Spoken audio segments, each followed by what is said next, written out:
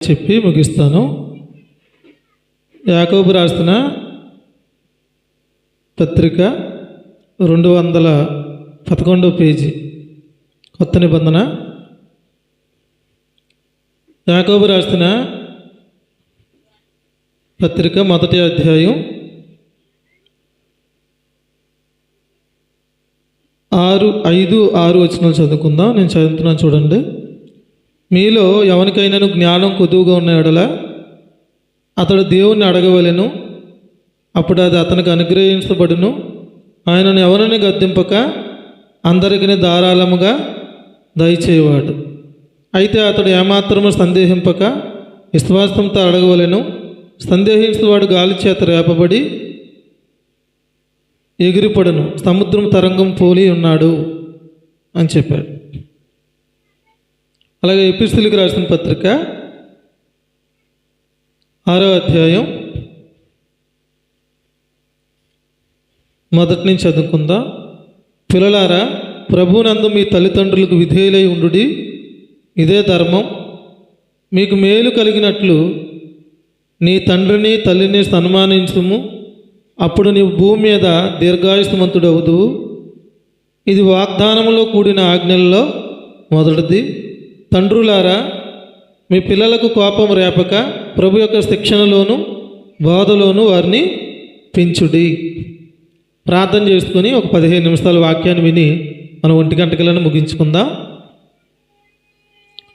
ప్రేమ కలిగిన మా తండ్రి, దయగలిగిన మా దేవ, ఈ 2వ సందేశం ద్వారా కూడా తండ్రి, నీ ఆత్మ సహాయమును ప్రత్యక్షతను వాక్శక్తిని మాకు ఇచ్చి కొన్ని విలువైన సంగతులను సంఘంలో మీరు నేర్పించమని యేసు ప్రభువారి నామం పేరట ఈ చిన్న ప్రార్థన అడిగి వేడుకునిస్తున్నాం తండ్రి, ఆమేన్.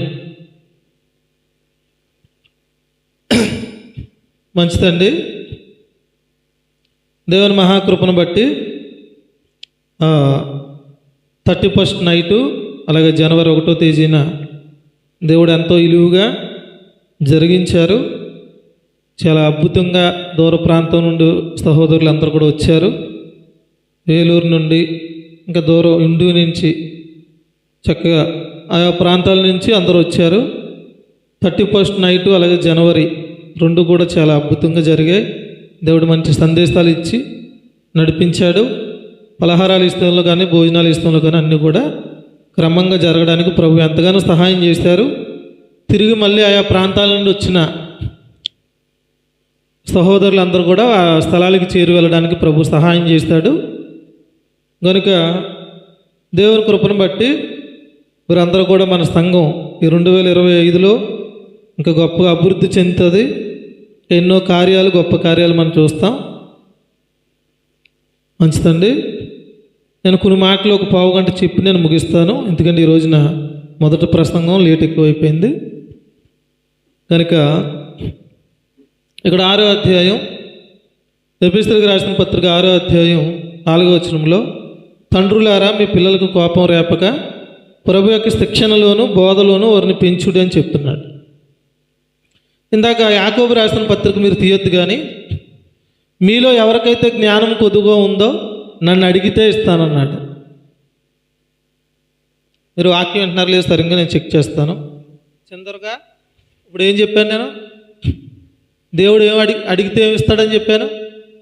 నువ్వే చెప్పుకున్నావు, చెప్తాను. మౌత్ తీసుకెళ్తాను మొహం పక్కన, నేను చెప్పాడని సిద్ధమైపోతాను. దేవుడు నేను అడిగితే ఇస్తాడని చెప్పాను కదా, ఏమిస్తాడు? వింటున్నావా? నేను జాగ్రత్తగా వాక్యం. ఆ పాపను ఎందుకు అంటున్నానంటే, ఈ వాక్యం విని ఆ పాపకి జ్ఞానం కలగాలి, ఎందుకని అంటున్నాను. ఆ పాపకు మేలు కలగాలని అంటున్నాను. జాగ్రత్తగానండి. ప్రభు పక్షపాతి ఏమీ కాదు. ప్రభు ఏమంటున్నాడంటే, విన్నావు? ఇప్పుడని వింటావా? నేను జాగ్రత్తగా. ప్రభు ఏమంటున్నాడంటే, మీలో ఎవరికి జ్ఞానం కొదువుగా ఉందో నన్ను అడిగితే ధారాళంగా ఇస్తానన్నాడు. ఆయన ఏమైనా పక్షపాత? నాకు ఇచ్చి మీకు ఇవ్వలేని వాడా? కాదు. ఒక పిల్లలకి ఇచ్చి ఒక పిల్లలకి ఇవ్వలేని వాడా? కాదు. ఆయన ఏం చెప్తున్నాడంటే, మనం కూడా ఏం అడగాలి? ప్రభుని అడగాలి. అడిగితే ఆయన మనకి జ్ఞానాన్ని ఇస్తాడు. దేవుని కృపను బట్టి మన సంఘంలో అందరూ అన్నీ చేశారు, చాలా మంచి కార్యాలు. నేను అన్నిటిని బట్టి ఎంతగానో సంతోషిస్తున్నాను. మొన్న పేర్ల పిచ్చియ మేరీ చెల్లెమ్మ వాళ్ళిద్దరూ చేసిన పనిని బట్టి నేను చాలా సంతోషిస్తున్నాను. వారు ఏం చేశారు అంటే ఇటువంటి 3 బైబిళ్ళు వారు కొని తీసుకొచ్చి వారు నా చేత సేవకుల చేత ప్రార్థన చేయించుకొని వారు 3 పిల్లలు ఇచ్చారు. ఆ కార్యక్రమం నన్ను చాలా సంతోషపెట్టింది. ఎందుకంటే ఈరోజు దేవుని వాక్యాన్ని జుంటు తేనె దారుల కంటే గొప్పదని మనం వింటాం. ఒకసారి చూడండి, ఒకసారి సామెతల గ్రంథం 2వ అధ్యాయం అందరూ తీయండి, 3వ అధ్యాయం తీయండి అందరూ. సామెతల గ్రంథం 3వ అధ్యాయం అంటే ఇక్కడ 533వ పేజీ. సామెతల గ్రంథం 3వ అధ్యాయం 13వ వచనం కానీ చదవండి, 13, 14. జ్ఞానము సంపాదించువాడు ధన్యుడు, వివేచన కలిగిన నరుడు ధన్యుడు. వెండిని సంపాదించుకున్నట కంటే జ్ఞానమును సంపాదించుట మేలు, అపరంచిని సంపాదించుకున్నట కంటే జ్ఞాన లాభము నొందుట మేలు. ఇక్కడ ఏమన్నాడు? అపరంజి కంటే, ఎండి కంటే, బంగారము కంటే జ్ఞానం అనేది చాలా ఉన్నతమైనదని దేవుని వాక్యం మనకే చెప్తుంది. మనం ఏం చేస్తాం? ఇప్పటికి కూడా మన పిల్లలకి 1/4 తులం, 1/2 తులం బంగారం కొనలేదండి అని బాధపడతాం. కానీ ఇక్కడ మనం ఏమన్నాడు? దానికంటే జ్ఞానం అనేది ఇంకా చాలా గొప్పదని చెప్తున్నాడు. ప్రతి ఒక్కరు కూడా పిల్లలకి 1000 రూపాయలు బట్టలు కొనేస్తున్నారా? 300 రూపాయలు బైబిల్ కొనట్లేదు. నేను కూడా నిన్న కాకినాడ వెళ్ళాను, నిన్న 4-5 కొన్నాను బైబిల్. ఇవన్నీ కూడా ఎందుకంటే నేను గట్టిగా ఎవరికి చెప్తానంటే మా సంఘంలో దివ్యాకి, ధనుష్, సువర్ణ, యశోధర, నవీన్, మీరు సండే స్కూల్లో ఖచ్చితంగా 5 కనపడకపోతే మిమ్మల్ని కొట్టేస్తానని గట్టిగా చెప్తాను. ముందు వీళ్ళకే చెప్పాలి కాబట్టి, మా స్వాస్థ్యం కాబట్టి చెప్పాలి, తర్వాత ఉన్న పిల్లలకి చెప్పాలి. కాబట్టి వాళ్ళకి కూడా నేను బైబిల్స్ కొని తీసుకురావడం జరిగింది నిన్న కాకినాడ వెళ్ళినప్పుడు. కనుక ఇది 300 రూపాయలు. ఎవరి పిల్లలకు వారు కొనుక్కోవడానికి ప్రయత్నాలు చేయండి.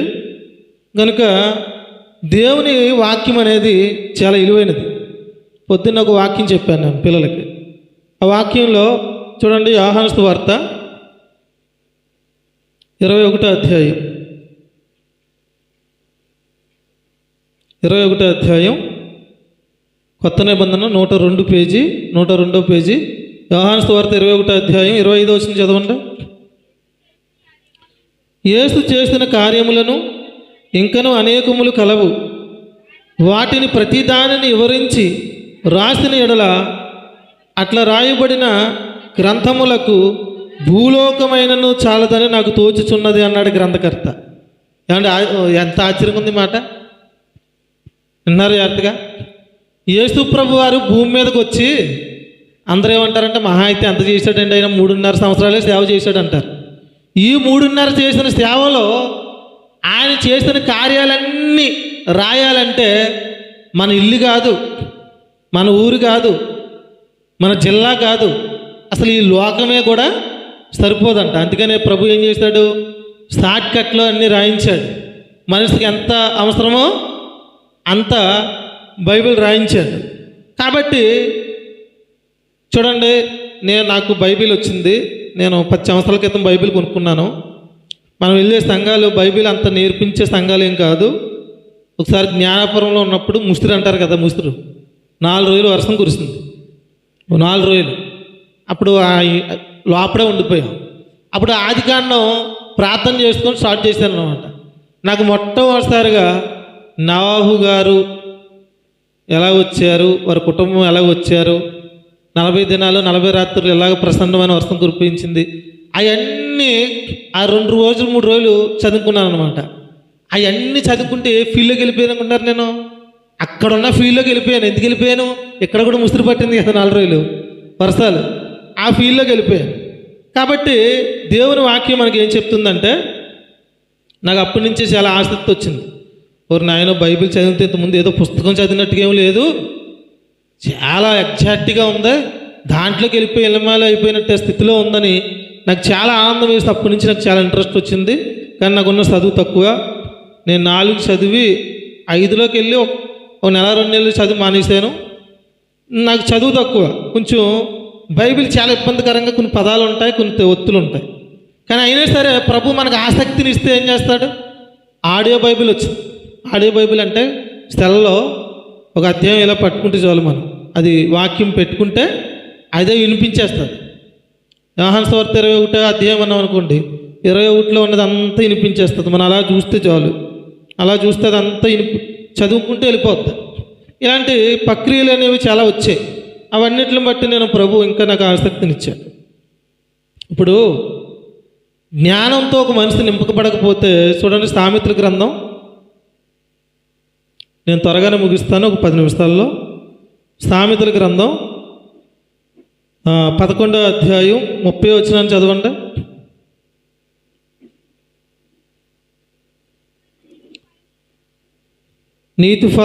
నీతిమంతులు ఇచ్చు ఫలము జీవవృక్షము, జ్ఞానము గలవాడు ఇతరులను రక్షించును అన్నాడు. జ్ఞానం గలవాడు ఏం చేస్తాడు? ఇతరులను రక్షిస్తాడు. ఇందాక ఏమని చెప్పుకున్నాం? ఇందాక వాక్యంలో జీవజలం అనే వాక్యంతో నింపబడింది సమరయ స్త్రీ. ఆ ఊరి ప్రజలందరినీ రక్షించుకుంది. ఈరోజున ఈ జ్ఞానం అనేది మనకు అందాలి. ఒకప్పుడు సునీత గారు, మేము కీర్తనలు పాడుతుంటే కొన్ని మందిరాలకు వెళ్ళి ఇంకా వంకలు పెట్టేవారు మమ్మల్ని. అంటే ఇంకా మేము ప్రయోజనకరం అయిపోతే కులాన్ని లాగేసుకుంటారనే వృత్తితో అణిచివేతలకు ప్రయత్నించేవాళ్ళు. కానీ దేవుని చిత్తంలో ఉంటే ఏ అణిచివేతలు కూడా పనికొస్తాయా? పనికిరావు. కనుక దేవుని వాక్యం ఏం చెప్తుందంటే ప్రతి ఒక్కరికి కూడా ఒక బైబిల్ అనేది ఉండాలా లేదా? ఒక బైబిల్ ఉండాలి. పరిశుద్ధ గ్రంథం అనేది చాలా విలువైంది. ఎంత విలువైందంటే ఒక్క మాట చెప్తాను నేను. ఒక్క మాట అన్నానంటే మీకు అర్థం అవ్వాలని చెప్పాను. ఒక మాట అని దేవుడు ఏమన్నాడంటే ఆకాశముని భూమిని సమస్త సృష్టిని కలగమన్నాడు. ఆయన ఏమన్నాడు? కలగమన్నాడు. కలగమనగానే పలకగా ఏమయ్యాయి? కలిగాయి. ఏ పదార్థం ఎట్టేం చేయలే. ఒక ఇల్లు కట్టమంటే ఏం చేయమంటాడు మేస్త్రి? ఇటుకు ఇసుక అవి తెమ్మంటాడా? చిన్న చిన్న పనులుగా చాలా ఇబ్బంది పడిపోతాం. దేవుడు మాట ద్వారా సృష్టించాడు, ఒక్క మాట ద్వారా. అటువంటి మాటలు వేల కొద్ది ఉన్నాయి బైబిల్లో. ఎక్కడున్నాయి? వేల కొద్ది బైబిల్లో ఉన్నాయి. కనుక మనం ఏం చేయాలంటే పరిశుద్ధ గ్రంథం అనేది చాలా విలువైనది. మన పిల్లలకు బట్టలు ఇస్తాం, జనవరి వచ్చిందంటే బట్టలు కొంటాం. అవి ఒక నెల 2 నెలలు అయిపోయిన తర్వాత వాళ్ళకి ఇంట్రెస్ట్ పోతుంది.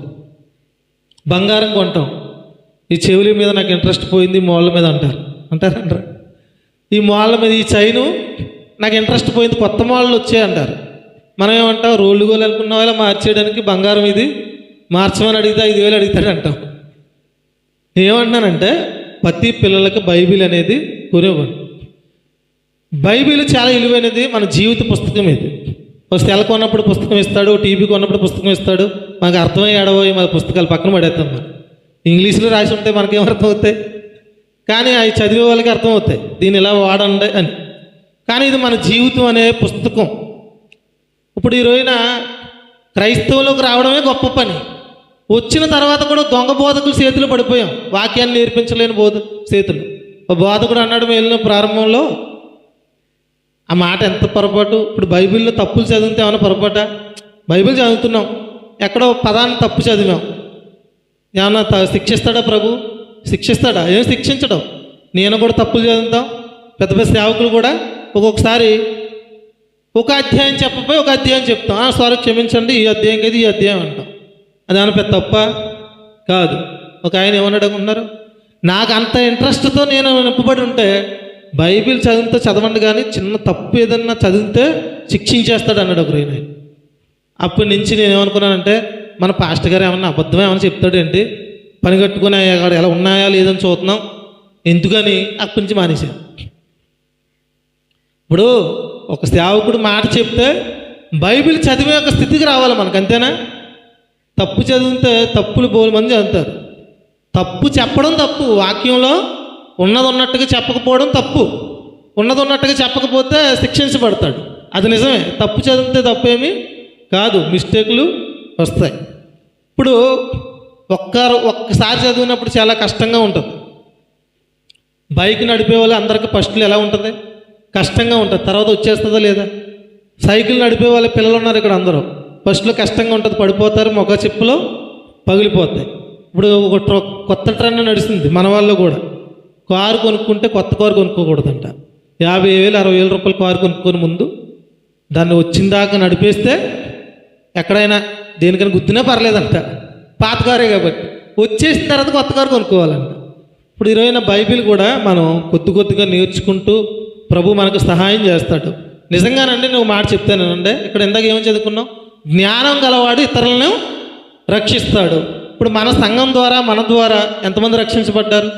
మన ద్వారకా గారు చెప్పారు కదా సాక్ష్యం. 2-3 నెలల వ్యవధిలో ఒక 6 మంది రక్షణ, 6 రక్షణ మార్గం పొందుకున్నారు పక్క వాళ్ళు. ఇలాగా ఇప్పుడు నేను అంటాను, ఇప్పుడు అంత ఎందుకు సునీత గారు ఉన్నారు. ఒకసారి నేను ఎప్పుడు కానీ వాళ్ళ పక్క ముసలమ్మ గారు డాబా మీద అనుకుంటాను ఒక పాట పాడాను. 10 సంవత్సరాలు 9 సంవత్సరాలు అవుతుంది. మంచి మంచి మంచి మంచి దేవుడు యేసయ్యా. ఇప్పుడు రాదలేండి అప్పుడు పాడిన పాట. ఆ పాట విని ఎవరో కొన్ని కాంగు కట్టారు. వదిన వెళ్తున్నప్పుడు అనిందనమాట, నిజంగా దేవుడు నేను చాలా ఆశీర్వదించాడు ఆనందం, ఎంత గొప్పగా పాడేవో అందప్పుడు. ఇప్పటికీ నాకు జ్ఞాపకం ఉందన్నమాట.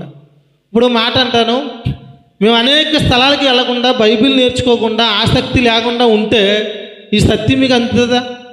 విశ్వాసాన్ని బట్టి నీతిమంతులమైన సంగతి మీకు తెలుస్తుందా? తెలియదు. తెలుస్తుందా? మనకు తెలియదు. ఇప్పుడు మా అమ్మ ఉన్నది, సుబ్బలక్ష్మి అక్క ఉంది, మా మేనత్త ఉంది, వీళ్ళందరూ మాకు కావాల్సిన వారే. వీళ్ళందరూ కూడా చక్కగా మందిరానికి వెళ్తున్న వ్యక్తులే. కానీ అప్పటికి మాకు ఏమీ తెలియదు. కానీ ప్రభు ఆసక్తిని బట్టి, దేవుడిచ్చిన కృపను బట్టి ఈ రోజున నేనేం చెప్తున్నానంటే, నేను చెప్పి చివరిగా ముగిస్తాను. బైబిల్ అనేది ప్రతి ఒక్కరూ, మీకు లేకపోతే మీరు కొనుక్కోండి, పిల్లలకు కూడా కొనండి. కొని ఏం చేయాలి?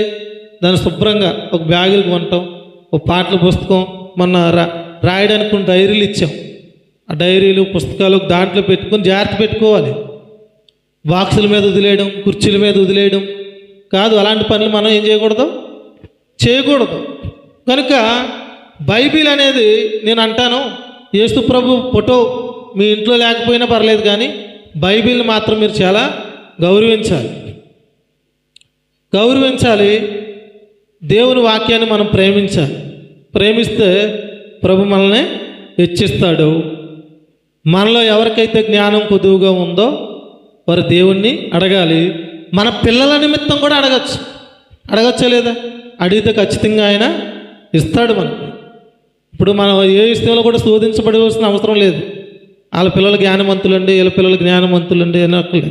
మనం కూడా ప్రభు ఏం చెప్పాడంటే, బాలుడు నడవలసిన త్రోవను నేర్పించమన్నాడు. ఏం చేయమన్నాడు? బాలుడు నడవలసిన త్రోవను నేర్పించమన్నాడు. అలాగే ప్రభు యొక్క శిక్షణలోను బోధలోను వారిని పెంచమని చెప్పాడు. ప్రభు రాక అతి సమీపంలో ఉంది. సెమినార్స్ జరుగుతున్నాయి. సంవత్సరానికి 3 సెమినార్స్లు, సంక్రాంతి టైంలో, ఎండాకాలం టైంలో, దసరా టైంలో. ఒక్క సెమినార్కైనా మేము మిస్ అవుతున్నామా? వెళ్తున్నాం లేదా? కుటుంబ సమేతంగా మొన్న వైజాగ్ మీటింగే మిస్ అయ్యాం మేము. ప్రతి మీటింగ్ కూడా, సంవత్సరానికి జరిగే 3 మీటింగ్స్ కూడా మేము వెళ్ళిపోతున్నాం. మొన్న మాత్రమే ధనుస్తూ నేను వెళ్ళాం వైజాగ్లో జరిగిన మీటింగ్కి మాత్రం. ఈరోజు మనం ఏం చేయాలంటే, కొన్ని పండగకి లైన్ తిరుగుతామంటే కుదరదు అంటున్నారు. మరి ఎండాకాలం కుదరదా? దసరా కుదరదా? కుటుంబ సమేతంగా పిల్లలను తీసుకొని కూడా మనం ఏం చేయాలి? వచ్చేస్తే ఒక్కొక్కసారి దేవుని సన్నిధిలో గడపాలి. మొన్న నాకు దేవుడు ఒక ఆలోచన ఇచ్చాడు. జగనీష్ని తీసుకెళ్తానని చెప్పినప్పుడు ఎవరికి పిచ్చికి నేను చెప్తే ఇలా కాదంటారేమో అనుకున్నాను. అప్పుడు ఏమన్నాడంటే, పిచ్చియా మీరు ఏమైనా సినిమాకి తీసుకెళ్తా అంటున్నారా, షికార్కి తీసుకెళ్తా అంటున్నారా? తీసుకెళ్ళండి బాబు, అదే మంచిది, నాకు చాలా ఆనందం. తీసుకెళ్తే అక్కడ ప్రభు పట్టుకుంటే అదే చాలు అని చెప్తున్నాడు. ఈరోజున దేవుని వాక్యం ఎప్పుడు మన హృదయాలు తాగుతుందో తెలియదు, మన కోణాన్ని మారుస్తుందో తెలియదు. మనం వాక్యంతో నింపబడితే ఇతరులు మనం ఏం చేయగలుగుతాం? రక్షించుకుంటాం. దేవుని వాక్యం ఇంకేమని చెప్తుందంటే, నువ్వు జ్ఞానివైన ఎడల ఆ జ్ఞానం నీకే లాభం అన్నాడు. సొలొమోను ఏమడిగాడంటే, నాకు చిన్నవాడిని ప్రభువా ఈ రాజ్యాన్ని పరిపాలించుటకు జ్ఞానము దయచేయమన్నాడు.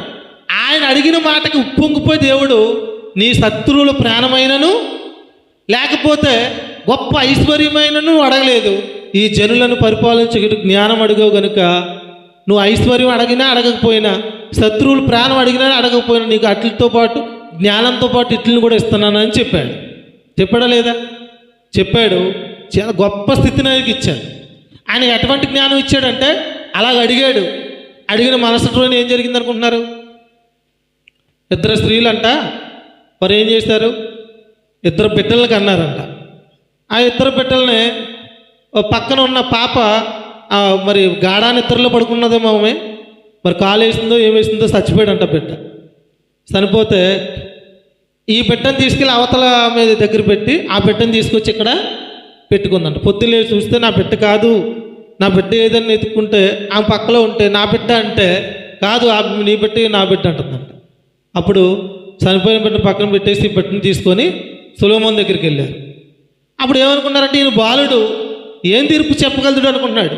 ఆల్రెడీ దేవుడు ఏమి ఇచ్చేసాడు? ఆయనకి జ్ఞానం ఇచ్చేసాడు. ఆయన ఏమన్నాడు? ఇందాక చదువుకున్నాం మనం, మీలో మీరు ఎవరు కూడా ఎవరికి జ్ఞానం కొద్దుగా ఉందో అని అడగండి, ప్రభు ఇస్తాడు. ఆయన పక్షపాతి ఏమి కాడు. అక్కడికి వెళ్తే తల్లి కాని తల్లి ఏమంటుందంట, నా బిడ్డే అంటుంది. ఆమె నా బిడ్డే అంటున్నారంట. ఏం చేయాలో తెలియట్లేదు రాజుకి. కానీ ప్రభు ఇచ్చిన జ్ఞానాన్ని బట్టి ఏమన్నాడంటే, బంటెత్తులను పిలిచి ఓ పని చేయండి, ఒక కత్తి తీసుకొచ్చి నరికేసి శరీసగం ఇచ్చేయండి అన్నాడంట. శరీకో మొక్క ఇచ్చేయమంటే ఏమన్నా, అప్పుడు అసలైన తల్లి ఏమంటుందంటే తెలుసా? వద్దండి రాజుగారు, ఆ బిడ్డను ఆమె దగ్గరే ఉండవండి, వద్దండి, ఆ 2 ముక్కలు చేయొద్దని చెప్తుందండి. అప్పుడు ఆ తల్లి కాంటే మళ్ళీ దీన్ని తీసుకొని బిడ్డను తీసుకొని నేను పెంచడం ఎందుకు, నా బిడ్డ ఎలా పోయాడు కదా, ఇప్పుడు ఈ బిడ్డ ఎలాగ పోయినా బెస్ట్ అని, వద్దండి మీరు చెప్పిన న్యాయమే చేయండి, 2 ముక్కలు చేయమంటుందంట. అప్పుడు రాజుగారు చూసి అసలు తల్లి ఆమె ఆ బిడ్డని ఇచ్చేమందంట. అంటే ఆ జ్ఞానం ఆయన జ్ఞానమా దేవుడిచ్చాడు? దేవుడిచ్చాడు. కాబట్టి దేవుడు జ్ఞానం ఇస్తాడు. కనుక పిల్లలకు మీరు పరిశుద్ధ గ్రంథాన్ని కొనివ్వండి, వారందరూ ఆత్మీయంగా నడిపించబడుటకు ప్రార్థన చేయండి. అలాగే ఈ మన పండగ అయిపోయిన తర్వాత, ఈ మన మీటింగ్స్ అయిపోయిన తర్వాత ప్రతి ఆదివారం సండే స్కూల్ 9 గంటల నుంచి జరుగుతుంది.